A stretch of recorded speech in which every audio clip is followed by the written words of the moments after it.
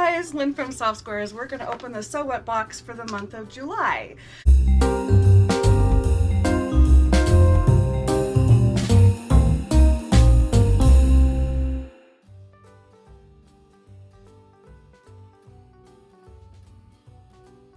Taylor sent me a little email to let me know that she has been running behind on getting things out because she's been so busy. So that's awesome news for her and her little business. The link will be below if you have not signed up and you want to, but I'm getting my box later than most people, so you probably already know what this is, but let's see what's in there. Summer is finally here and many adventures await. I'm so excited to send you this month's pre-cut kit. All right. Oh, look how cute. We get these zippers. They look like 12 or 14-inch zippers with the little lace on them. I'm guessing there might be a zipper in this project. Oh, no, this month's notion. And it talks about the zippers. Along with the seam ripper. You can always use seam rippers. This month's box includes a pair of lace zippers. They are so easy to use and do not need to be finished into a seam. Simply top stitch in place and voila. All right, so here are our fat quarters. We always get 2 fat quarters with our box and this cute little ribbon that can be used. You can cut it up and put it on your projects that says handmade. But here are the fat quarters. Trying to get this to open. There's one. And here is the other one.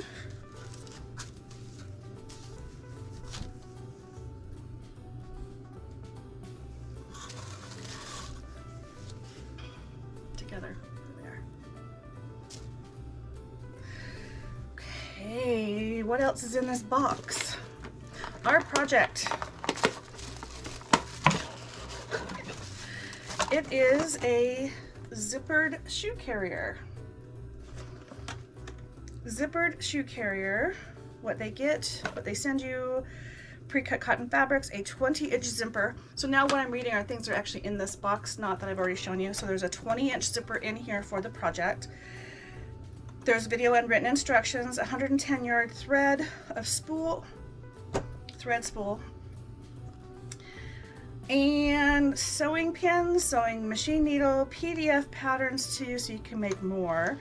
It says it takes about 2 minutes to set it up and 35 minutes to sew it. I am going to put this together and add it to the end of this video so you can see how that went. And the information for this box will be below.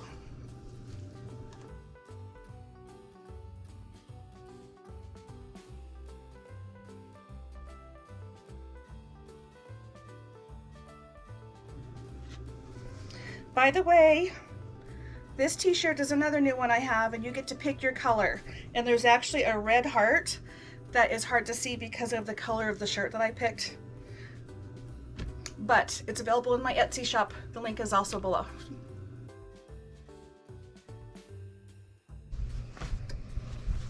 Okay, zipper is done. Top stitch is in. If you look on the back side, it's nice and flat. Pull the small remaining rectangle, that goes on the other side. And we still have this. We have this, and we have this. And 2 of these. Okay, fold the small remaining rectangle piece. Right sides together. So 1 short end and 1 long end. So she's saying basically to do this and to go from here and across like this, and then turn it the other way around. I could do that. I'm going to show you a trick. I'm not going to do it that way. I am going to leave it right sides, or watch what I'm doing. I don't like to turn things inside out unless I absolutely have to. Part of it is I think that this fabric might struggle with it. So what I'm going to do is fold it in half, press it in half, and take this end and press it in, and then take the other side and press it so it's even. and then I'll do a top stitch really close to the edge, but through all of those layers. Let's see, we'll do it this way.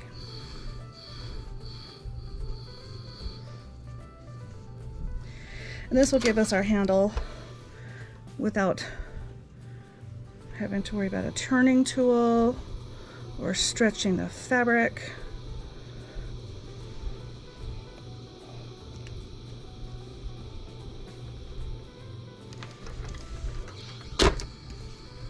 So I am going to, before I even sew that, press this in on both sides.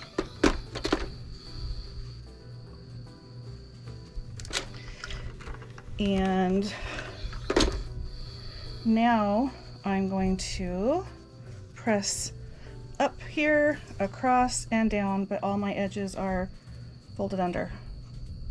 I just want to make sure you're going really close to the edge.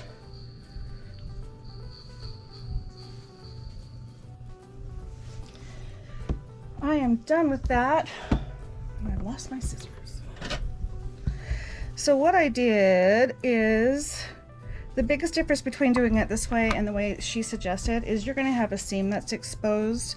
So I opted to go around not just the 3 sides that needed to be done, but the side that did not. So it just looks uniform.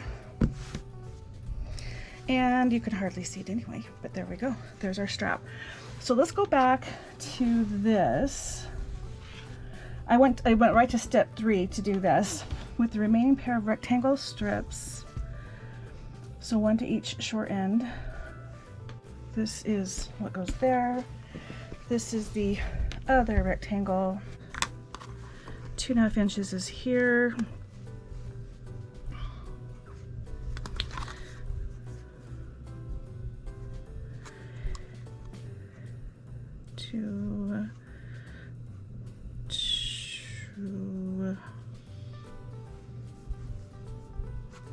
Now that's centered.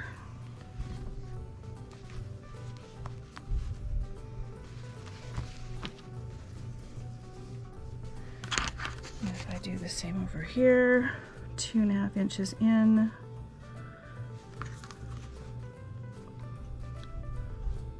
Two and a quarter each direction.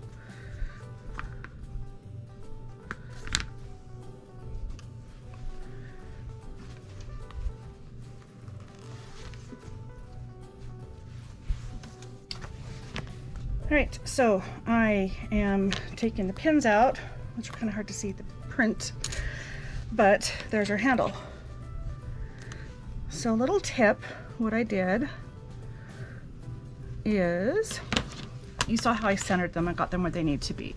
Then I started right on the very corner and I came down really close to the edge.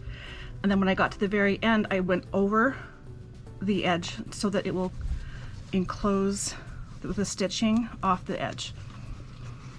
So I went all the way over the edge and then I went back and forward. And again, on the other side I went over. Then I came here and I went down 5 stitches. It was just easier for me to count and keep it consistent. Did the same thing. I went over, back, over, making sure I went over on both sides, and then I stitched back up and I tacked it up. And I did the exact same thing on the other side. So both are made the exact same way and they are reinforced. And that is our handle. It's going to be right here, and then it's going to go sliding over to there. All right, so my little side seams are put on. I've gone over and done a zigzag stitch to make it stronger. And now what's left is to put this on here. Unzip halfway. Match raw edges of rectangle with handle to raw edges of main piece. So she's talking about this.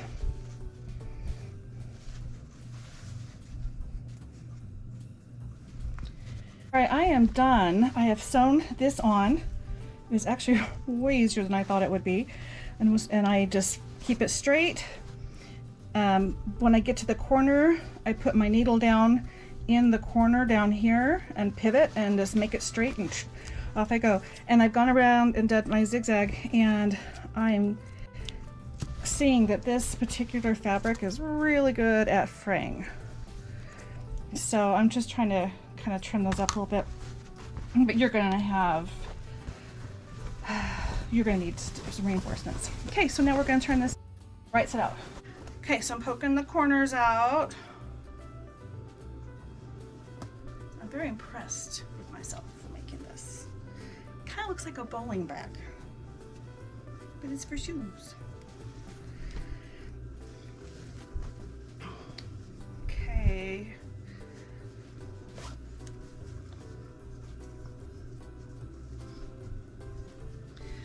I didn't press this because of the curve. I know there's a way to press it, I just didn't, so I'm finger pressing it.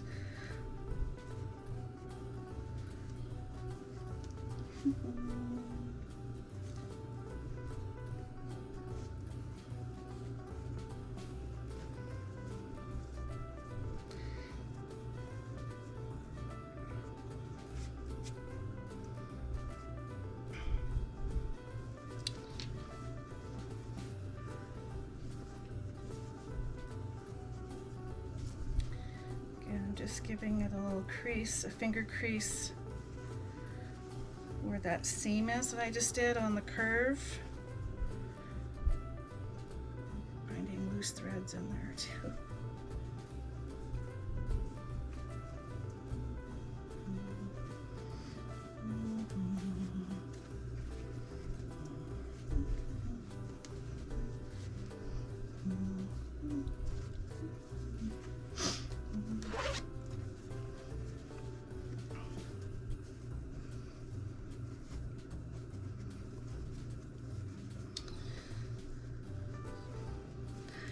Like I said, I am so impressed that I made something this shape. All right, so now I'm going to zip it up and look at it completed. Only thing is it needs a pair of shoes in there, but it's a bag. So it has a flat bottom, but your handle's on the bottom because you're going to be carrying the shoes this way. So that's it. One thing you probably could do is you maybe could put some, what they use for purses, the thicker stabilizer or fleece or something that might give it a little more body to hold up. But this is cute. Again, I just unzipped it, but you can see this is how it is. And I've reinforced everything. So even when I went across the zipper, I went back and forth. Anything that's gonna get some wear and tear, I think needs a couple extra stitches.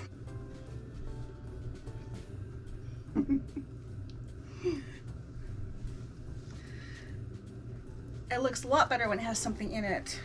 But look at that, shoe carrier. I don't have any shoes to put in here, but a pair of scissors should give you something kind of like a scale. It's a good size, right? Put this ruler in there. Actually, the ruler's the size of the bottom, which is the top. You know what I'm saying. I kind of like that because it is solid.